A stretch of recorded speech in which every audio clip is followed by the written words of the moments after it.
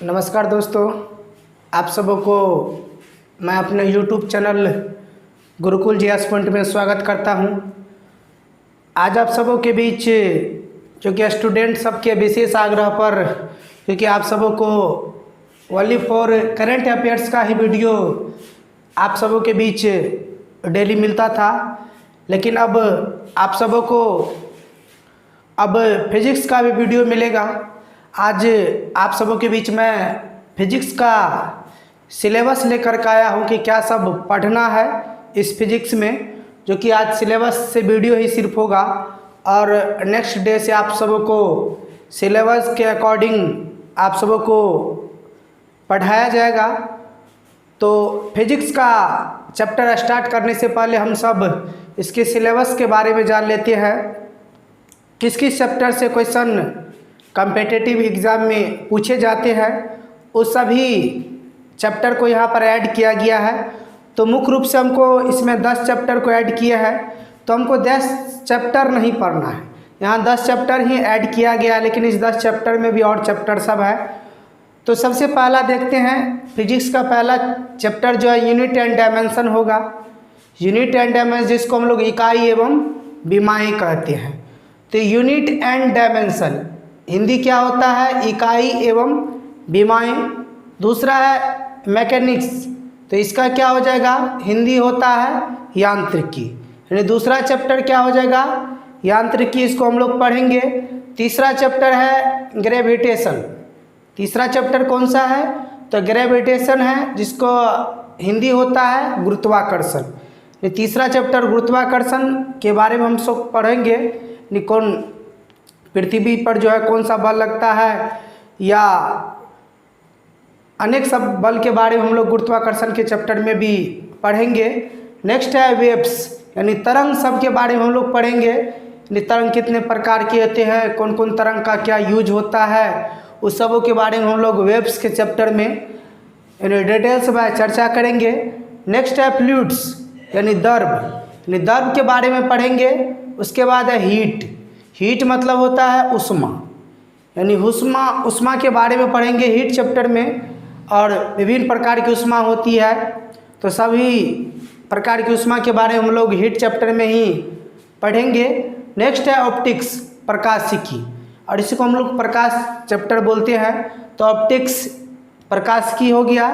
Next है electricity and magnetism. क्या है? इलेक्ट्रिसिटी एंड मैग्नेटिज्म, यानी विद्युत एवं चुंबकत्व। यह हमारा 8वां चैप्टर होगा, इलेक्ट्रिसिटी एंड मैग्नेटिज्म, यानी विद्युत एवं चुंबकत्व। नेक्स्ट है मॉडर्न फिजिक्स। उसके बाद हम लोग मॉडर्न फिजिक्स पढ़ेंगे, आधुनिक भौतिकी। और मॉडर्न फिजिक्स आपको बहुत कम ही क्वेश्चन कॉम्पिटिटिव एग्जाम में पूछा जाता है, तो मॉडर्न फिजिक्स को भी हम लोग पढ़ लेंगे, आधुनिक भौतिकी। और लास्ट चैप्टर जो हम लोग हैं अदर्स, यानी अंश। इसमें अन्य मतलब अदर्स पढ़ेंगे, उसमें हम लोग इंस्ट्रूमेंट सब के बारे में, यानी औजार सब के बारे में पढ़ेंगे। और विभिन्न प्रकार के साइंटिस्ट के नामों के बारे में पढ़ेंगे, कौन सा साइंटिस्ट ने किसका खोज किया था, और सबको कौन कौन सा पुरस्कार मिला था, क्योंकि विभिन्न प्रकार के साइंटिस्ट से ही भरा हुआ फिजिक्स है। उसके बाद है हम लोग को पढ़ना जो है कुछ बुक्स सब के बारे में हम लोग को ध्यान रखना है। यहाँ पर कुछ बुक्स ऐड किया गया है। तो सबसे पहले लुसेंट आपको आसानी से मार्केट में मिल जाएगा, तो लुसेंट का बुक पढ़ना है। और उसके बाद होता है अरिहंत, यानी लुसेंट और अरिहंत में यदि कंपेयर किया जाए तो कहीं ज़्यादा अरिहंत का बुक अच्छा होता है लुसेंट के मुकाबले में, क्योंकि लुसेंट में बहुत सारा ऐसा दिया रहा था जो एग्जाम में पूछा नहीं जाता है। बकवास सिर्फ बहुत लुसेंट में आपको मिलेगा, लेकिन वहीं पर यदि अरिहंत की बात की जाए तो बेस्ट यहाँ पर लुसेंट के मुकाबले में अरिहंत होता है। अब अरिहंत का बुक जो है उसके राइटर का नाम क्या है? तो मनोहर पांडे का ये बुक होता है अरिहंत का। मनोहर पांडे का बुक आता है अरिहंत का। और सबसे कम इसका जो है 25 रुपये का एक बुक है, उसके बाद 40 का है, उसके बाद 80 का है, और 1500 रुपये तक इसका बुक आता है अरिहंत का, जो कि मनोहर पांडे का है। तो सबसे पहले हमको ये वाला पढ़ना है, यानी 25 रुपया में छोटा वाला जो बुक आता है उसको पढ़ना है। उसके बाद जब ये ख़त्म हो जाएगा तब हमको यहाँ पर जाना है। यहाँ तक हमको जाने की ज़रूरत पड़ेगी ही नहीं, यहीं तक में हम लोग सीमित हो जाएंगे। तो याद रखना है ये जीके का बुक आपको अरिहंत लुसेंट से कहीं बेहतर अच्छा होगा।